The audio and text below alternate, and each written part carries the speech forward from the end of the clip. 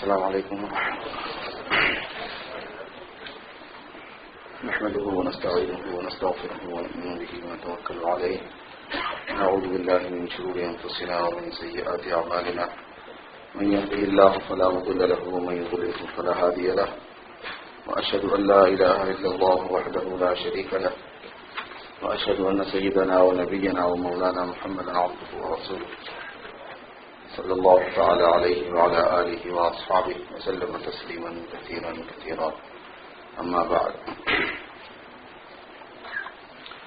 برادران اسلام،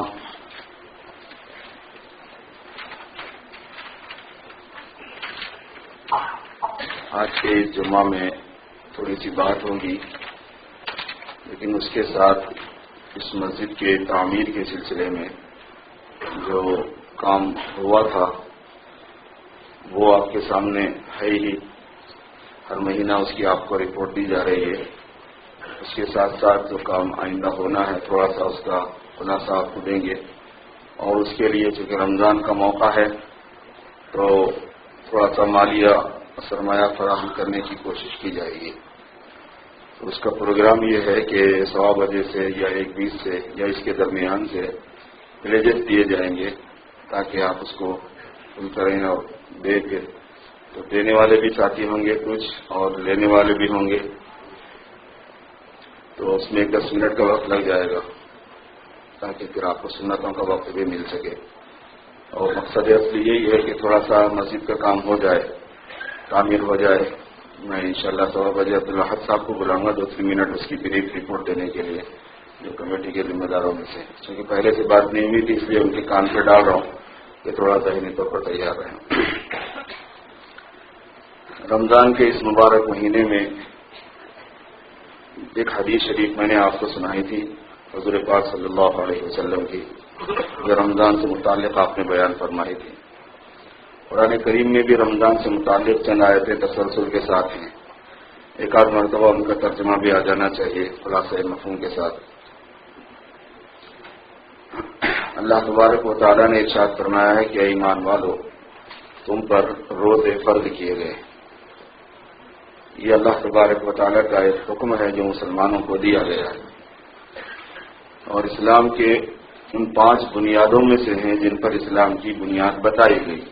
بنی الاسلام علی 5، اسلام کی بنیاد 5 چیزوں پر ہے.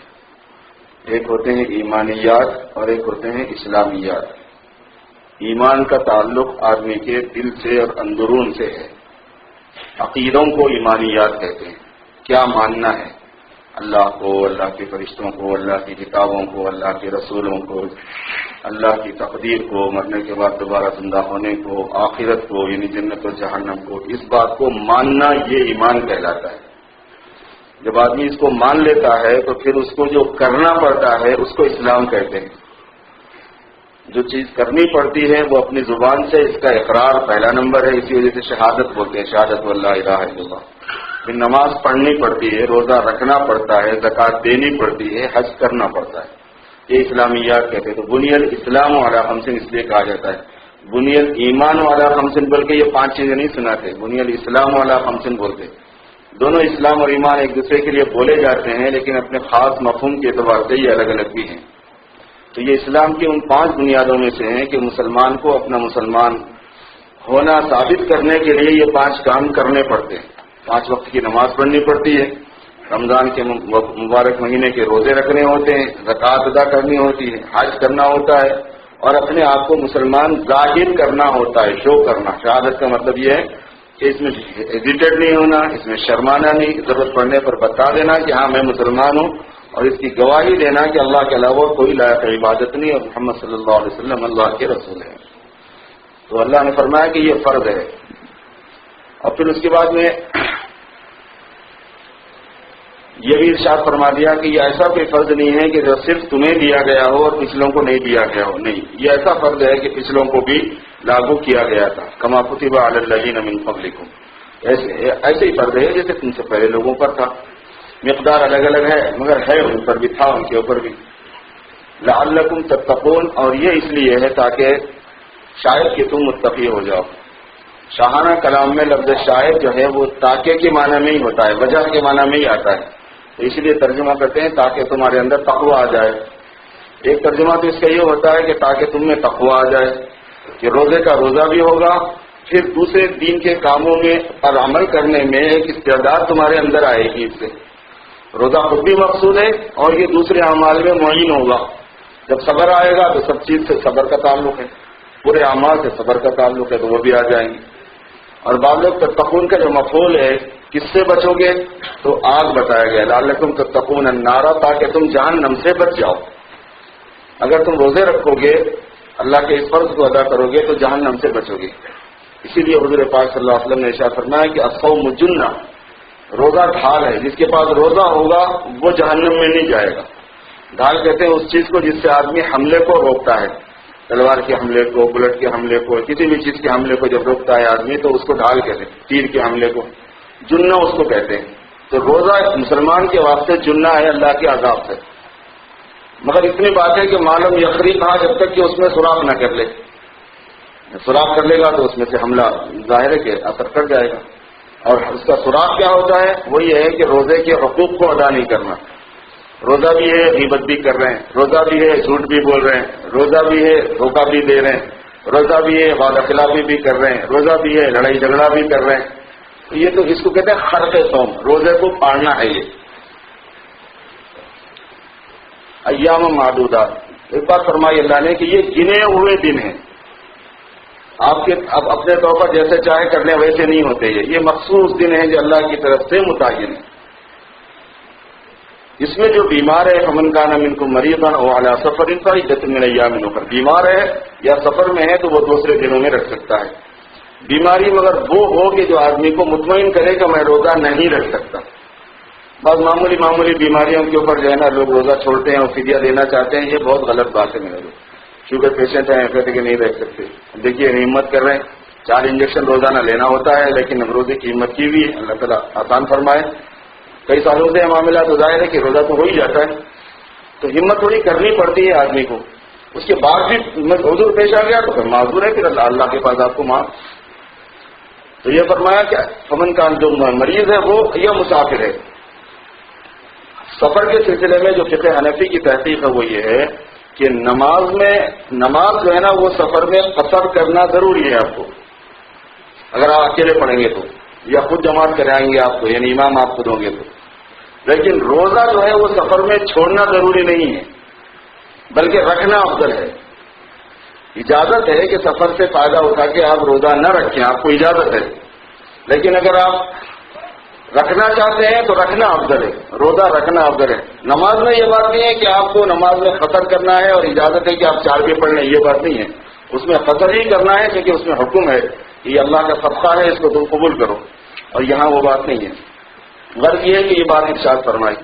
اور یہ بھی شروع میں جیسے میں نے درس قرآن میں کہا تھا کہ وعلی الذین یطیقونہ فدیۃ طعام مسکین، روزے کے بدلے میں فدیہ دینے والوں کی طاقت والوں کے لیے فدیہ کی بھی اجازت تھی. ایک تفسیر ہے یہ. ایک دوسری تفسیر اس کی ہے وعلی الذین لا یطیقونہ، یعنی جو طاقت نہیں رکھتے روزہ رکھنے کی ان کے لیے فدیہ دینا ہے. چونکہ یطیقونہ جو باقی فعال سے آتا ہے، یعنی یہ جو اس وزن پر آتا ہے لفظ، اس کے یہی معنی آتے ہیں. عربی میں مثل مشہور ہے کہ شکا زید فاشکیتہ، زید نے مجھ سے شکایت کی تو میں نے اس کی شکایت دور کر دی. اسی شکا کا جب اشکا بناتے ہیں تو اس کے معنی دور کرنے کے آتے ہیں. ایسے طاقہ کا جب اپاقہ بناتے ہیں تو اس کے معنی طاقت نہیں رکھنے کے آتے ہیں. تو یہ فرمایا کہ ایسی صورت میں اس کو منسوخ ماننا نہیں پڑتا مفسرین کے پاس. کہا کہ ان لوگوں کو فدیہ دینے کا حکم ہے. اور پھر اس کے بعد فرمایا کہ جو روزہ رکھ لے ایسی حالت میں بھی تو اس کے لیے بہتر تو زیادہ یہی ہے. پھر اس کے بعد فرمایا کہ یہ وہ چند دن جو ہیں جن میں روزہ رکھنا ہے. شہر رمضان الذی انزل فیہ القرآن، یہ وہ رمضان کا مہینہ ہے کہ جس میں قرآن پاک نازل کیا گیا ہے. یہ نزول قرآن کا مہینہ ہونے کی وجہ سے گویا پورے مہینہ بھر مسلمانوں کے واسطے ایک کام ہے جو کرنے کا ہے. ان کو ہدی للناس وبینات من الہدی والفرقان، یہ لوگوں کے لیے ہدایت دینے والا ہے اور راستہ بتانے والا ہے، اور ہدایت کی دلیلیں اس کے اندر موجود ہیں، پروف اس کا موجود ہے. اور پھر یہ حق و باطل میں فرق کرنے والا بھی ہے، صحیح اور غلط کو الگ کر کے دکھانے والا کلام اللہ کا وہ قرآن پاک ہے جو مسلمانوں کو رمضان کے مبارک مہینے میں دیا گیا ہے. فمن شہید منکم الشہر فلیصمہ، جو اس مہینے کا مشاہدہ کرے یا اس مہینے میں موجود ہو یا پایا جائے اس کو روزہ رکھنا ہوگا. لیسم ہو امر کا صیغہ ہے، اس کو روزہ ہی رکھنا ہے. تو اب اجازت نہیں ہوگی کہ چاہے روزہ رکھ لو چاہے کچھ اور کرو، نہیں، روزہ ہی رکھنا پڑے گا. ومن کان مریضا، مگر یہ چونکہ دوسری آیت ہے، دوسرا حکم ہے، تو کوئی لوگ یہ نہ سمجھ لیں کہ مریض کو بھی ایکسیپشن نہیں ہے، جیسے پچھلی آیت میں تھا. ہم ویسی بات نہیں ہے، مریض اور مسافر کو ایکسیپشن ابھی بھی ہے. ومن کان منکم مریضا او علی سفر فعدۃ من ایام اخر یرید اللہ بکم اليسر، اللہ پاک چاہتے ہیں کہ آپ کے ساتھ آسانی کریں. ولا یرید بکم العسر، اور یہ نہیں چاہتے کہ تمہارے ساتھ میں دشواری اور تنگی ہو. کام تو لگا رہے ہیں لیکن کام میں تمہارے ساتھ سہولت اور آسانی یہ اللہ پاک چاہتے ہیں. اب ہر کام تھوڑا سا تو محنت چاہتے ہی ہے، وہ اپنی جگہ پر ہے. اور جو عدت جو تعداد ہے روزوں کی وہ پوری کرو، بلی تکملوا العدہ.